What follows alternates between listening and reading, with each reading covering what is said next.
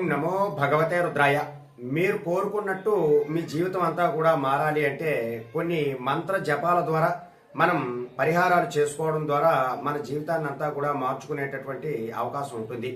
అయితే మన జాతకరీత్యా మనకి ఉన్నటువంటి కర్మ ఫలితంలో ఏదైతే ఉన్నదో అది ఖచ్చితంగా జరుగుతుంది. కానీ మన యొక్క దైవ బలం కూడా పెంచుకోవడం ద్వారా, ఆధ్యాత్మిక బలం కూడా పెంచుకోవడం ద్వారా మనకి ఉన్నటువంటి సమస్యలు త్రుటిలో తప్పిపోయేటటువంటి అవకాశం కూడా ఉంటుంది.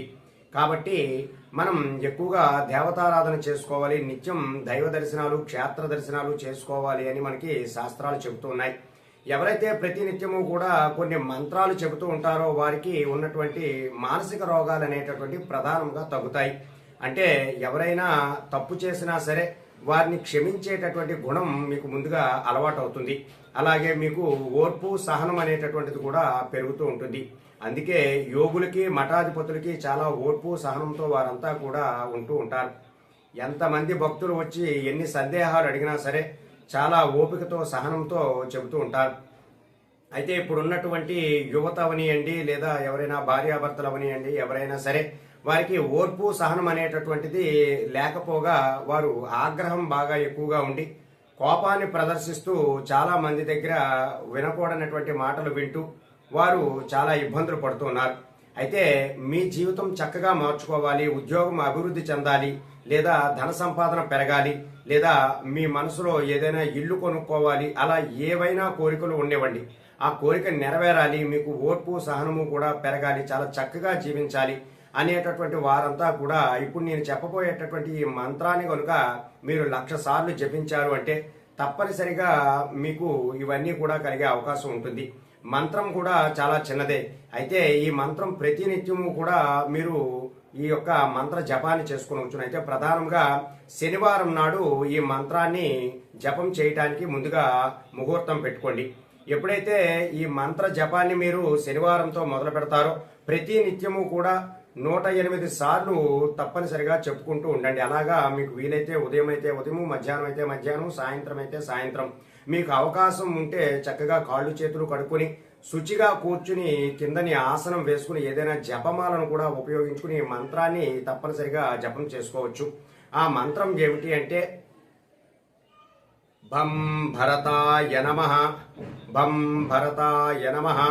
ఈ మంత్రాన్ని మీరు చెప్పుకున్న మీరు ఏ విధంగా అయితే మీ జీవితాన్ని కోరుకుంటారో ఆ విధంగా జరిగే అవకాశం చాలా ఎక్కువగా ఉంటుంది.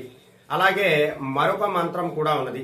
ఈ మంత్రమైనా సరే మీరు చక్కగా ప్రతిరోజు కూడా 108 సార్లు చెప్పుకుంటూ 21,000 సార్లు కనుక పూర్తి చేసుకున్నారు అంటే తప్పనిసరిగా మీ మనసులో ఉన్నటువంటి కోరికలన్నీ కూడా నెరవేరుతాయి. అలాగే మీ జీవితం కూడా మార్పు చెందుతుంది.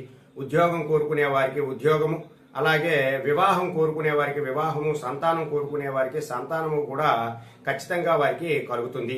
అయితే ఈ మంత్రము మీరు శుక్లపక్షంలో, అంటే ఏదైనా మాసంలో వచ్చేటటువంటి శుక్లపక్షంలో విద్యా తిథి నుండి పౌర్ణమి తిథి మధ్యలో ఈ మంత్ర జపాన్ని పూర్తి చేయగలగాలి.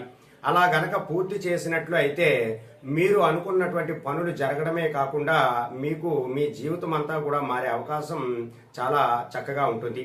అయితే ఆ మంత్రం ఏమిటి అంటే ఓం హర త్రిపుర హర భవాని బాలా రాజా ప్రజా మోహిని సర్వశత్రు విధ్వంసిని మమ చింతిత ఫలం దేహి దేహి భువనేశ్వరి స్వాహ.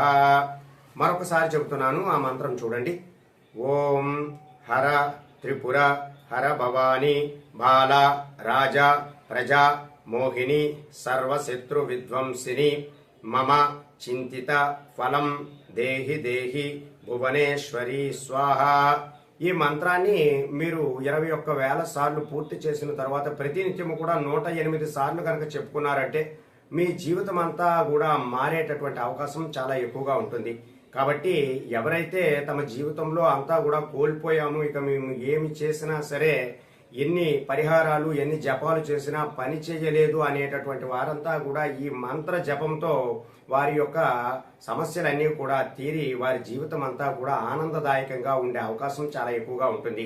కాబట్టి ఈ 2 మంత్రాలలో ఏ మంత్రమైనా సరే మీరు జపంతో మొదలు పెట్టుకుని చక్కగా పూర్తి చేసుకున్నట్లయితే మీరు కోరుకున్నట్టుగా మీ జీవితం అంతా కూడా మారుతుంది. కాబట్టి ఈ పరిహారాలు ఆచరించడానికి ప్రయత్నం చేయండి. సర్వే జన సుఖనో భవంతు. శుభం.